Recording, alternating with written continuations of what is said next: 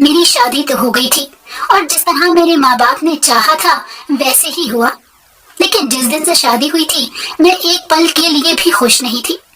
میرے شوہر کا رویہ ایسا تھا جیسے میں کوئی بیگانی عورت ہوں۔ میں ان کے رویے سے اکثر تنگ آ جاتی، ان سے شکایت کرتی، لیکن ان کے اوپر تو کوئی اثر ہی نہیں ہوتا تھا۔ اور پھر ایک دن مجھے اس کی وجہ بھی پتہ چل گئی۔ یہ تو میری شادی ایک بٹے سٹے کا نتیجہ تھی۔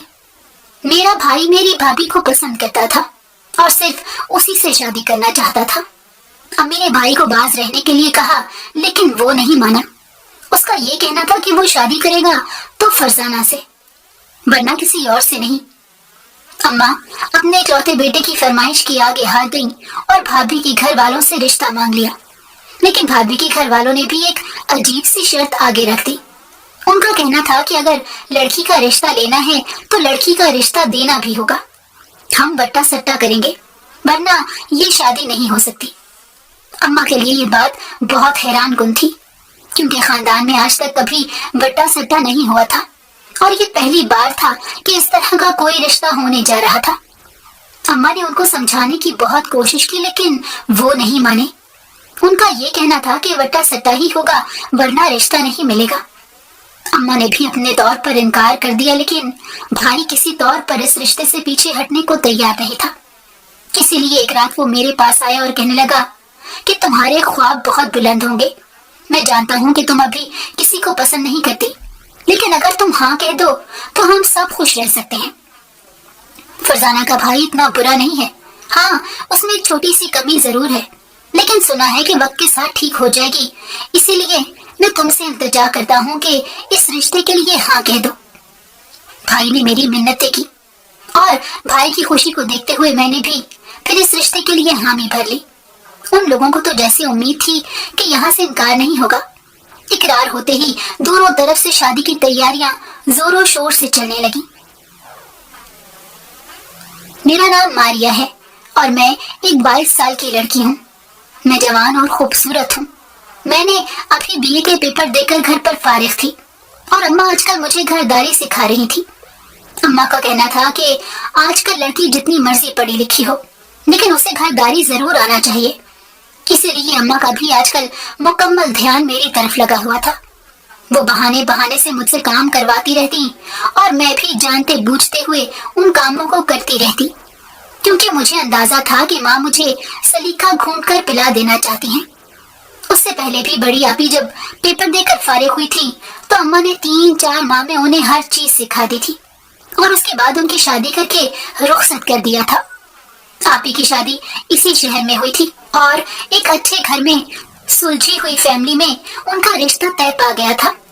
یوں اماں نے بھی دیر نہیں کی اور آپی کو جھٹ رخصت کر دیا، کیونکہ ابا کی وفات کے بعد ساری ذمہ داری اماں پر ہی عائد ہوتی تھی۔ اسی لیے اماں نے آپی کی شادی کرنے میں جلدی کی۔ اب اس کے بعد میں اور میرا بھائی ہی رہ جاتے تھے۔ ہم دونوں کی باری ابھی دیر سے آنی تھی، کیونکہ بھائی آج کل نوکری ڈھونڈ رہا تھا اور میں ابھی پیپر وغیرہ دے رہی تھی۔ جیسے ہی میں پیپروں سے فارغ ہوئی تو اماں نے میرے اوپر بھی ڈنڈا چلانا شروع کر دیا اور مجھے گھرداری میں الجھا دیا۔ انہی دنوں میں بھائی کو ایک بڑی اچھی کمپنی میں نوکری مل گئی، کیونکہ بھائی نے ٹیکسٹائل کا ڈپلومہ کیا تھا اور اس لیے اس کی تنخواہ اچھی لگ گئی تھی۔ اماں اس دن بہت خوش تھی۔ ان کا خیال تھا کہ اب ان کی غربت اور بیچارگی کے دن ختم ہو جائیں گے، لیکن اماں کو معلوم نہیں تھا کہ ابھی اور بھی بہت سارے امتحان باقی ہیں۔ بھائی کی نوکری لگے ابھی 1 ماہ ہی ہوا تھا۔ جیسے ہی پہلی تنخواہ ہاتھ میں آئی، بھائی نے گھر پر ایک شوشہ چھوڑ دیا۔ میں اور اماں ہکا بکا رہ گئی، کیونکہ ابھی تو ہمارا ایسا کوئی ارادہ نہیں تھا۔ جو بات بھائی نے کر دی تھی، لیکن ایک بار بات کرنے کے بعد بھائی اب ہر دوسرے دن اسی بات کو لے کر بیٹھ جاتے۔ دراصل بھائی کو اپنی ایک کلاس فیلو پسند تھی، اس کا نام فرزانہ تھا، اور پڑھائی کے دوران بھائی کی اس کے ساتھ بڑی اچھی دوستی ہو گئی، جو بعد میں پیار میں تبدیل ہو گئی۔ اب بھائی چاہتے تھے کہ وہ اس لڑکی سے شادی کریں، لیکن اماں یہ بات سن کر پریشان ہو گئی۔ وہ ابھی اس بات کے حق میں نہیں تھی۔ ان کا خیال تھا کہ پہلے میری شادی کی جائے، اس کے بعد ہی بھائی کی شادی کی جائے گی، لیکن بھائی اب کسی بھی طور انتظار نہیں کرنا چاہتے تھے اور وہ اماں کو اصرار کر رہے تھے کہ کسی طریقے سے فرزانہ کے گھر جا کر اس کا رشتہ لے لیا جائے۔ اماں پسو پیش سے کام لے رہی تھی، उनका कहना था कि बेटी के होते हुए बेटे की शादी कैसे कर दूं, लेकिन भाई की जिद के आगे उन्हें हथियार डालना ही पड़े। और फिर एक दिन भाई को साथ लेकर वो फरजाना के घर चली गई। फरजाना का छोटा सा घर था। फरजाना अपने माँ बाप और 2 भाइयों के साथ उस घर में रहती थी। अम्मा को फरजाना तो कोई खास नहीं लगी, लेकिन भाई के कहने पर उन्होंने उसका रिश्ता मांग लिया। फरजाना की अम्मी ने अम्मी की खूब आवभगत की थी और उन्हें सोच समझकर जवाब देने का कह दिया। यूं अम्मा वहां से उठकर घर आ गई। अम्मा का दिल बहुत बुरा हुआ था, क्योंकि उन्हें फरजाना और उसके घर वाले कोई खास पसंद नहीं आए थे। फरजाना के भाई भी अजीब से थे और वो ऊंची ऊंची आवाज में हाथ हिला हिला कर बात करना उनका वतीरा था। अम्मा को अजीब घुटन सी हो रही थी, क्योंकि अम्मा बेशक गरीब थी, लेकिन उनके अंदाज बहुत सुलझे हुए थे और इसी तरह उन्होंने हमारी परवरिश की थी। अम्मा बहुत ही नरम मिजाज की संजीदा सी खातून थी और अब्बा के बाद तो अम्मा ने अपने ऊपर हर तरह की खुशी और शोखी हराम कर ली थी। अम्मा संजीदगी और इज्जत के साथ जिंदगी गुजारती आई थी। यही वजह है कि मोहल्ले में अम्मा की बहुत इज्जत है और किसी भी बात में मशवरा लेना हो तो बिला झिझक अम्मा के पास भागे आते हैं। अब अम्मा की अपनी औलाद ने उन्हें एक अजीब दोराहे पर लाकर खड़ा कर दिया था। वो भाई के साथ थोड़ा नाराज थी, इसीलिए उसके साथ कोई भी बातचीत नहीं कर रही थी। लेकिन पहली बार मैंने देखा कि भाई को अम्मा की परवाह ही नहीं थी। वो अपनी खुशी में मस्त था और फरजाना की तरफ से रिश्ते के लिए हाँ करने का इंतजार कर रहा था, क्योंकि उसका ख्याल था कि जैसे ही हाँ होगी वो शादी के लिए जोर दे देगा। लेकिन अम्मा ने उसे पहले ही कह दिया था कि अभी 1-2 साल शादी का नाम मत लेना। लेकिन भाई ने अम्मा की बात चुटकियों में उड़ा दी। आजकल उस रिश्ते की वजह से अम्मा बहुत उदास थी और मैं उनकी हर मुमकिन दिलजोई करती रहती कि उन्हीं दिनों में आपा रहने के लिए चली आई। आपा के साथ उनका नन्हा सा छोटा सा बेटा शावेज भी था और जिसमें मेरी और अम्मा की जान बसती थी। हम दोनों सारा दिन उसके साथ लगे रहते थे और वो हमने अपने पीछे नचाए रखता। अभी तो वो 2 साल का होने वाला था, लेकिन शरारतें बहुत करता था। आपा के आने से घर में रौनक सी हो गई थी। आपा तो बहुत कम रहने के लिए आती थी, क्योंकि दूल्हा भाई उन्हें रहने नहीं देते थे। उनका ख्याल था कि एक ही शहर में मैका है, मिलकर आ जाओ, रुकने की क्या जरूरत है। अम्मा ने भी इसीलिए आपा से कभी इसरार नहीं किया कि दूल्हा भाई को मुश्किल होती होगी, इसीलिए आपा सारे दिन में ही आती और रात को वापस चली जाती। लेकिन इस बार से वो खास तौर पर 2 दिन रुकने की इजाजत लेकर आई थी और हमारी तो मानो ईद ही हो गई थी। अम्मा और मैं आपा के साथ सारा दिन सारी रात बैठकर गपशप करते। वक्त गुजरने का एहसास ही नहीं होता था। अम्मा ने आपा को भी इस रिश्ते की बाबत बता दिया था। अब मशवरा तो क्या ही तलब करना था। आपा तो खुद परेशान हो गई थी, क्योंकि आपा ने भी भाई के लिए अपने ससुराल में एक लड़की देखी हुई थी। आपा को वो लड़की बहुत पसंद थी। घरेलू सी सादा सी लड़की थी। आपा को वो लड़की बहुत पसंद थी, क्योंकि आपा का ख्याल था कि वो लड़की हमारे खानदान को जोड़ कर रखेगी। लेकिन भाई की जिद के आगे आपा ने भी हथियार डाल दिए और अम्मा को भी समझाया कि अगर वो वहां पर ही शादी करने में राजी है तो आप भी ज्यादा गुस्सा मत करें, ये उसका हक है, बस खुशी खुशी बहू घर लाने की तैयारी करें। लेकिन अम्मा को इस बात पर भी बहुत गुस्सा था कि वो रिश्ता लेने गई हैं और 1 हफ्ते से ज्यादा हो गया है, अभी तक वहां से कोई जवाब नहीं आया।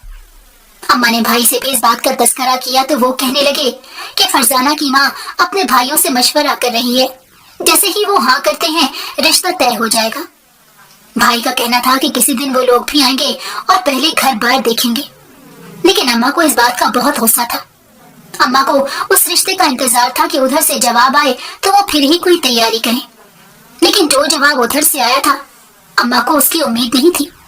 वो लोग चाहते थे कि बट्टा सट्टा हो जाए, क्योंकि फरजाना से बड़ा भाई था, उसकी एक टांग में थोड़ा सा नुक्स था।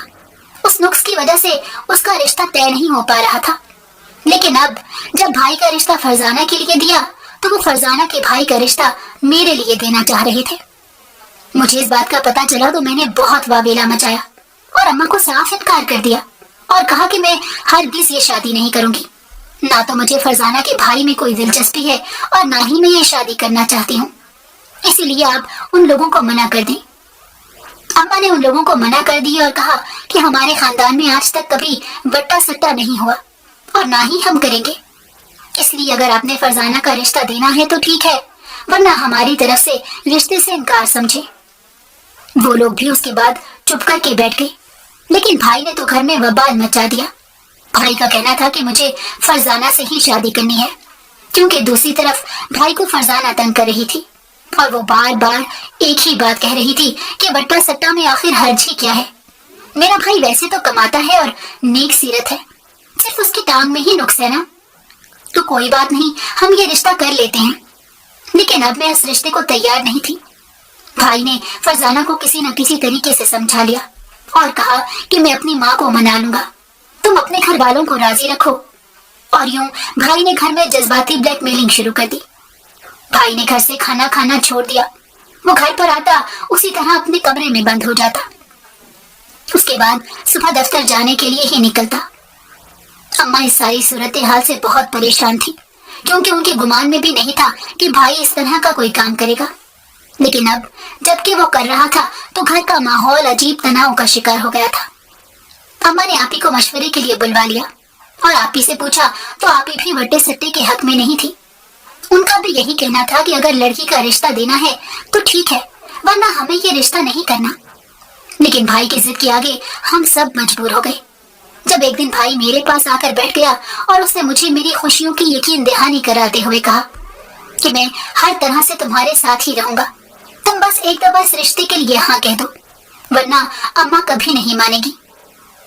بھائی نے کچھ اس انداز میں منت کی اور مجھے اپنا ہم نوا کر لیا کہ میں نے بھائی کے پریشر میں آ کر ہاں کہہ دی۔ اماں کو بھی میں نے کسی نہ کسی طریقے سے منا ہی لیا، اور یوں میرا رشتہ بھائی کے ساتھ ساتھ طے پا گیا۔ حالانکہ میں کسی اور کو پسند کرتی تھی، لیکن بھائی کی خاطر میں نے اپنی پسند پر سمجھوتا کر لیا تھا۔ وہ میری دور کی خالہ کا بیٹا تھا اور اکثر شادی بیاہ اور خاندان کی دیگر تقریبات میں اس سے ملاقات ہوتی رہتی تھی۔ وہ بھی مجھے پسند کرتا تھا اور اس بات کا انتظار کر رہا تھا کہ کب اس کی نوکری لگے اور وہ اپنی ماں کو ہمارے گھر رشتے کے لیے بھیجے۔ لیکن ابھی تک اس کی نوکری نہیں لگی تھی، اور میں بھی اسی وجہ سے چپ تھی، کیونکہ اماں کبھی بھی اس طرح سے خالی ہاتھ رشتہ نہیں دیں گی۔ اسی لیے میں خاموشی سے وقت کا انتظار کر رہی تھی۔ لیکن اب بھائی کی وجہ سے سارا معاملہ خراب ہو گیا تھا۔ بھائی کے سسرال والوں نے جو یہ وٹے سٹے کی شرط رکھی تھی، اس نے میری زندگی اجیرن کر دی۔ میں اس شادی کے لیے رضامند تو ہو گئی، لیکن میرا دل اس شادی کے لیے تیار نہیں تھا۔ ہماری طرف سے ہاں ہوتے ہی دونوں طرف سے شادی کی تیاریاں زور و شور سے شروع ہو گئی۔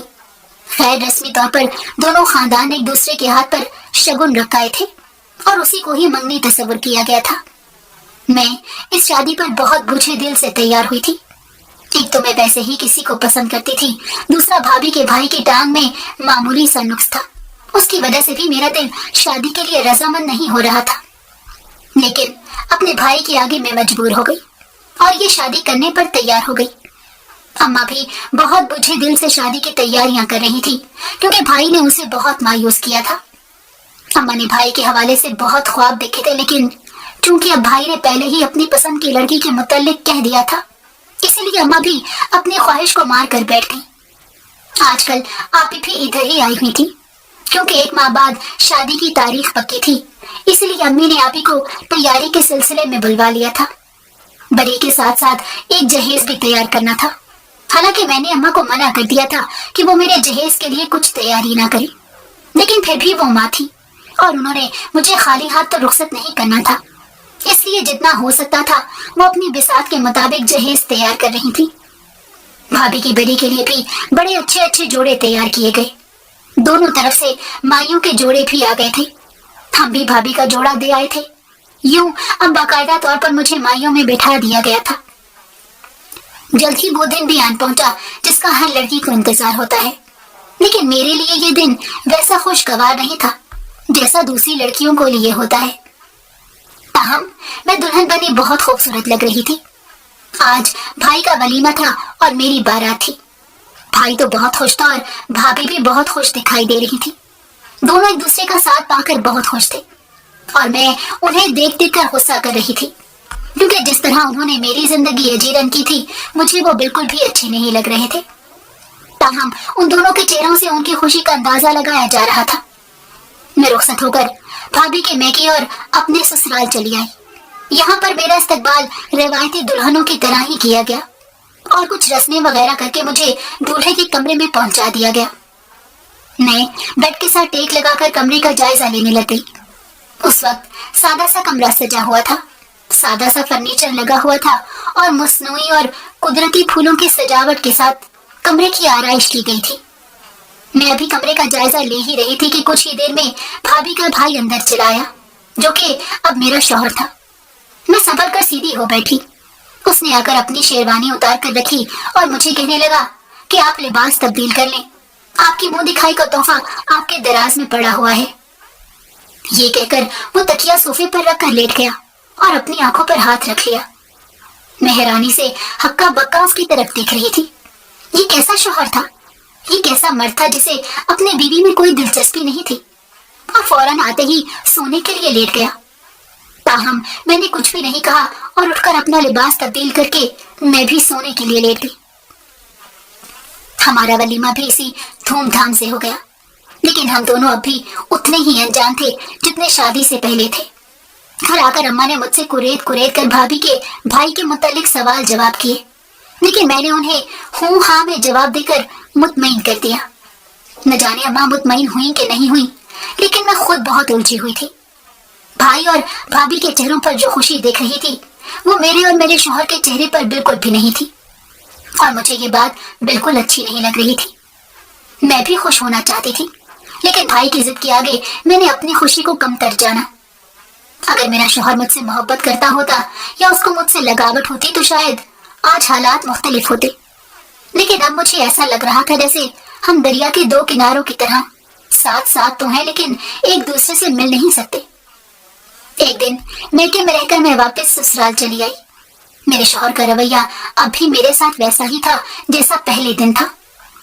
वो उतना ही ठंडे मिजाज का और कदरे सर्द इंसान था कि उससे बात करने के लिए भी 100 दफा सोचना पड़ता और मैं उससे बात करने के लिए अल्फाज ही ढूंढती रह जाती।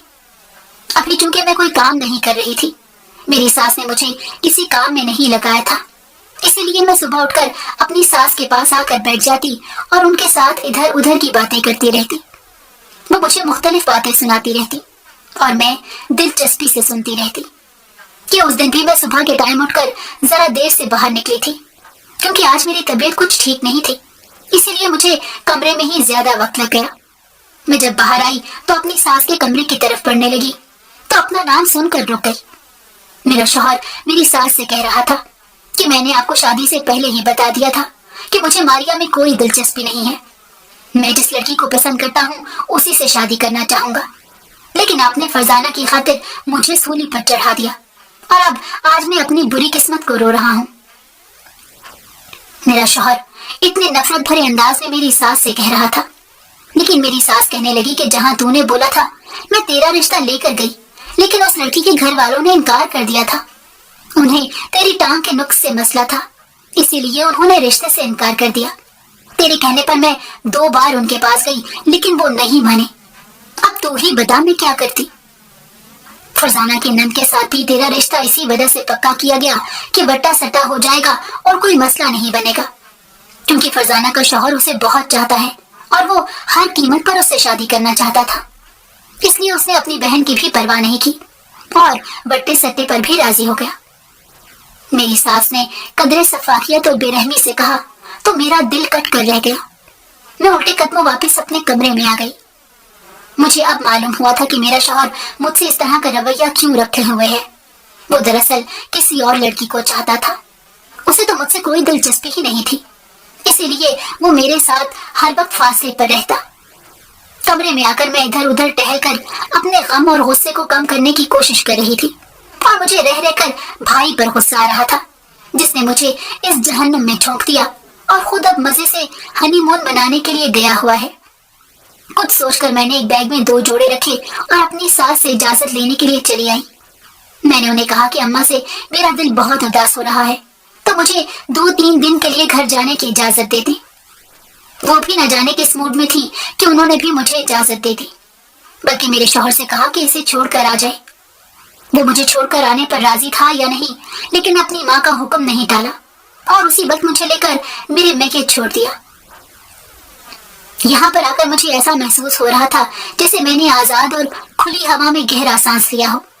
अम्मा के पास आकर मैं मुतमईन सी हो गई थी और मेरा दिल और रूह एकदम हल्के फुल्के हो गए थे। अम्मा मुझे इतनी अचानक घर पर देखकर बहुत हैरान हुई और पूछने लगी, खैरियत तो है बेटा, तो इतनी अचानक कैसे आ गई? तो मैंने अम्मा से कहा, मेरी तबीयत बहुत उदास हो रही थी, बार बार आपका ख्याल आ रहा था, आप अकेली थी, भाई और भाभी तो हनीमून पर गए हुए हैं, इसलिए मैंने सोचा कि 2-3 दिन आपके साथ गुजारे जाए। अम्मा को मैंने तफसील से जवाब दिया तो वो भी जरा मुतमईन सी हो गई। मेरा पता चला तो आप ही भी एक दिन के लिए रहने के लिए आ गई और अम्मा की तो जैसे ईद हो गई। अम्मा हम दोनों बहनों की खातिर और खिदमत करने में कोई कसर नहीं उठा रख रही थी। हमारी पसंद और मर्जी के खाने बना देती और उसके अलावा आप ही के छोटे बेटे के साथ हम खेलते रहते। ये 2-3 दिन कैसे गुजरे पता ही नहीं चला और फिर तीसरे दिन मेरी सास का फोन आ गया। वो मुझे अब वापस बुला रही थी और कह रही थी कि मैं शाम को लेने के लिए आऊंगी। मैंने अम्मा को बता दिया। मेरा दिल एकदम उदास हो गया था। मेरा अभी वापस आने को दिल नहीं कर रहा था, लेकिन मैं यहाँ पर रहकर अम्मा को भी परेशान नहीं देख सकती थी, क्योंकि फिर अम्मा परेशान होती रहती कि न जाने क्या बात है जो मैं वापस नहीं जा रही। शाम को मेरी सास आकर मुझे वापस ले आई। मैं घर आई तो मेरा शौहर घर पर भी था। उसे देखकर मुझे हैरत हुई, क्योंकि मेरा ख्याल था कि वो घर पर नहीं होगा। तभी मेरी सास लेने के लिए आई, लेकिन अब मुझे अंदाजा हुआ कि वो जानबूझकर मुझे लेने के लिए नहीं आया था, क्योंकि उसे मेरे होने या ना होने से कोई फर्क नहीं पड़ता था। कुछ दिन इसी तरह गुजर गए। भाई और भाभी हनीमून से वापस आ चुके थे और हमसे मिलने के लिए इधर आए हुए थे। मेरे और मेरे शौहर के लिए तोहफे तहाइफ लेकर आए थे, जो मैंने शुक्रिया कहकर एक तरफ रख दिए। मुझे वो दोनों मियाँ बीवी किसी सूरत भी अच्छे नहीं लग रहे थे, क्योंकि उन दोनों की खुशियों भरे चेहरे देखकर मुझे अपनी जिंदगी की वीरानी और मनहूसियत और ज्यादा महसूस होती। और फिर मैं इसी तरह उस हसद की आग में जलने लगी। मुझे भाई और भाभी की खुशी देखकर अपनी जिंदगी की वीरानी ज्यादा महसूस होने लगी और मैं अब यही चाहती थी कि वो दोनों भी खुश ना रहें, क्योंकि मैं जब जब उन्हें देखती थी मुझे ये हकीकत पता चलती थी कि उन दोनों ने अपने फायदे के लिए मेरी जिंदगी दांव पर लगा दी और मैं अब उन्हें अलग करने का मंसूबा सोचने लगी। और फिर मुझे एक मंसूबा सूझ ही गया। मैंने अपने पुराने आशिक के साथ ताल्लुकात बहाल किए। मैं अब भी उसे पसंद करती थी और वो भी मुझे पसंद करता था। अब तो उसकी नौकरी भी लग चुकी थी और उसका कहना था कि अगर मैं तलाक ले लूं तो वो मुझसे शादी करेगा। लेकिन मेरे लिए तलाक लेना इतना आसान नहीं था। इस तरह भाई के घर पे भी असर पड़ सकता था, क्योंकि वट्टे सट्टे में इसी तरह का तो मसला होता है। इसलिए मैंने उसे कहा था कि ये तलाक लेना इतना आसान नहीं है, उसके लिए मुझे कुछ और सोचना पड़ेगा। वो भी मेरी बात समझ गया था और फिर कहने लगा, ठीक है, तुम जैसे बेहतर समझती हो वैसे ही करो, मुझे तो सिर्फ तुम्हारा साथ चाहिए। उसकी यकीन दिहाने पर मैं अब इस रिश्ते से जान छुड़ाने की तरकीब सोचने लगी और फिर एक दिन मुझे एक तरकीब समझ में आ ही गई। अब मैंने उसी पर अमल करने का फैसला किया। मैं कुछ दिनों के लिए अम्मी की तरफ रहने के लिए आ गई। अपनी सास से मैंने यही कहा कि मेरी तबीयत ठीक नहीं है और मैं कुछ दिन अम्मी की तरफ गुजारना चाहती हूँ। उन्हें क्या एतराज होना था, वो भी मान गई और मुझे मेरे शौहर के साथ इधर भेज दिया। अम्मी के घर आकर मैंने 1-2 दिन के बाद अपने उसी पुराने आशिक को फोन करके भाभी का नंबर दिया और कहा कि तुमने इस नंबर पर बेहुदा मैसेज करने हैं और भाभी का नाम लेकर उन्हें मुखातिब करना है और कहना है कि मुझसे अब राब्ता क्यों नहीं करती, जब से तुम्हारी शादी हुई है तो मुझसे दूर हो गई हो। मैंने और भी इस तरह की कई बातें उससे कह डाली। उस वक्त मैंने ये नहीं सोचा कि मैं कितनी गलत हरकत का इर्तिकाब कर रही हूँ। मेरे नजदीक तो उस वक्त सिर्फ मेरी अपनी खुशी थी, जिसे पाने के लिए मैं हर जायज और नाजायज काम कर रही थी। उसे भी मेरी बात की समझ लग गई और उसने भी वक्फे वक्फे से भाभी को मैसेज करना शुरू कर दिए। मैं चूंकि अम्मी की तरफ ही थी, इसीलिए मैं अपने आशिक से कहकर उस वक्त भाभी को मैसेज करवाती जब भाई घर पर होता। 1-2 दिन के बाद ही उसका नतीजा निकलना शुरू हो गया, जब भाई और भाभी की लड़ाई की आवाज कमरे से बाहर आने लगी। भाई भाभी पर शक कर रहा था और कह रहा था कि न जाने तुमने मेरे अलावा कितनों को अपने पीछे लगाया हुआ था और अब लोग तुम्हें मैसेज कर करके तुम्हारे बारे में पूछ रहे हैं। भाई ने और भी बहुत सारी बातें की। بھابھی انہیں اپنی صفائی میں پہلے تو یقین دلاتی رہی اور پھر چپ کر گئی، لیکن بھائی کو بہت غصہ تھا اور وہ کسی بھی طرح سے چپ نہیں ہو رہا تھا۔ 2-3 دن اسی لڑائی اور چپکرش میں گزر گئے اور پھر میں نے اپنے عاشق سے کہہ کر بھابھی کو باہر ملنے کے لیے بلوایا اور کہا کہ انہیں کہنا کہ وہی لال رنگ کا سوٹ پہن کر آئے جو وہ پہلی بار ملنے کے لیے پہن کر آئی تھی۔ اس نے اسی طرح میسج کر دیا اور بھائی کے تو تن بدن میں آگ لگ گئی۔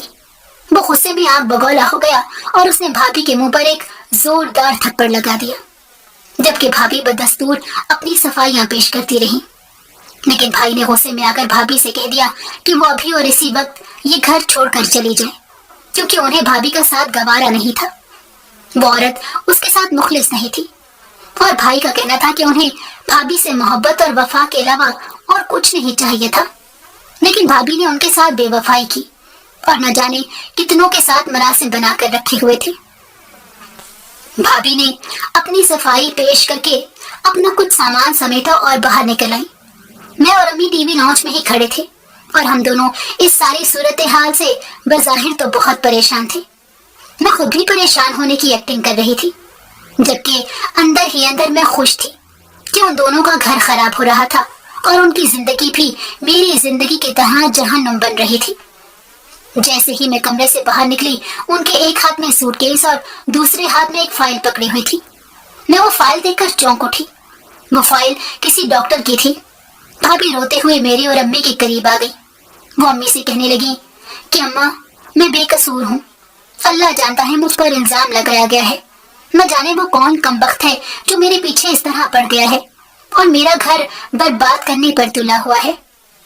بھابھی نے ابھی اتنی بات ہی کی تھی کہ میں نے اس فائل کی طرف اشارہ کر کے بھابھی سے پوچھا، بھابھی یہ کیا ہے؟ یہ کس چیز کی فائل ہے؟ آپ کو کوئی ڈاکٹری مسئلہ ہے؟ تو بھابھی کہنے لگی، دراصل میں ماں بننے والی ہوں، میں نے کل ہی اپنے ٹیسٹ کروائے تھے اور پھر یہ رپورٹ صبح ہی آئی ہے۔ میں نے ابھی تمہارے بھائی کو بھی نہیں بتایا، انہیں میں یہی سرپرائز دینا چاہتی تھی، لیکن اس بےہودہ میسج نے میری زندگی برباد کر دی اور میرا گھر توڑ دیا۔ بھابھی یہ کہہ کر روتے ہوئے گھر سے نکلنے لگی تو میں نے انہیں روک دیا، کیونکہ ان کی بات سن کر میں ایک دم شوق رہ گئی تھی اور مجھے اپنا آپ بہت کمینہ محسوس ہو رہا تھا، جو ایک بچے کو اس دنیا میں آنے سے پہلے ہی بے گھر کر رہی تھی۔ میں نے اسی وقت بھائی کے پاس جا کر انہیں ساری حقیقت بتا دی اور اپنی غلطی اور گناہ کا اعتراف کر لیا۔ میں نے کھلے دل سے تسلیم کر لیا کہ یہ سب میں نے پلان کیا تھا، اس میں بھابھی کا کوئی عمل دخل نہیں تھا۔ میں اپنی زندگی کی محرومیوں کا بدلہ آپ سے اور بھابھی سے لینا چاہتی تھی، کیونکہ آپ دونوں نے اپنی خوشیوں کی خاطر میری زندگی داؤ پر لگا دی تھی، اس لیے میں آپ دونوں کی زندگی برباد کر دینا چاہتی تھی۔ لیکن اب میں سمجھ گئی ہوں، اس لیے مجھے میری حرکت کے لیے معاف کر دیں۔ بھائی تو بہت غصہ کرنے لگے کیونکہ ان کے مطابق میں نے بہت غلط کیا، لیکن بھابھی نے کھلے دل سے مجھے معاف کر کے سینے سے لگا لیا اور کہنے لگی کہ میں تم سے شرمندہ ہوں، تمہیں میری وجہ سے بہت زیادہ مشکلات برداشت کرنا پڑی، لیکن اب ایسا نہیں ہوگا۔ میں اپنے بھائی کو بھی سمجھاؤں گی، وہ بھی اب کبھی تمہیں تنگ نہیں کرے گا اور نہ ہی تم سے اس طرح دور رہے گا۔ اور بھابھی نے مجھے میری خوشیوں کی یقین دہانی کروائی تو مجھے بھی ایک نئی امید لگ گئی۔ اور پھر وقت نے ثابت کر دیا کہ بھابھی نے جو کہا تھا وہ اس پر پورا اتری۔ بھابھی کا بھائی بھی اب آہستہ آہستہ میری طرف مائل ہو چکا تھا، وہ بھی اب مجھ سے محبت کرنے لگا تھا اور میری زندگی میں بھی رفتہ رفتہ تبدیلی آ ہی گئی تھی۔ اب میں اپنے گھر میں خوش اور مطمئن تھی اور اس کے لیے میں بھابھی کی شکر گزار تھی، جن کی مسلسل محنت کی وجہ سے آج میں اپنے گھر میں آباد تھی۔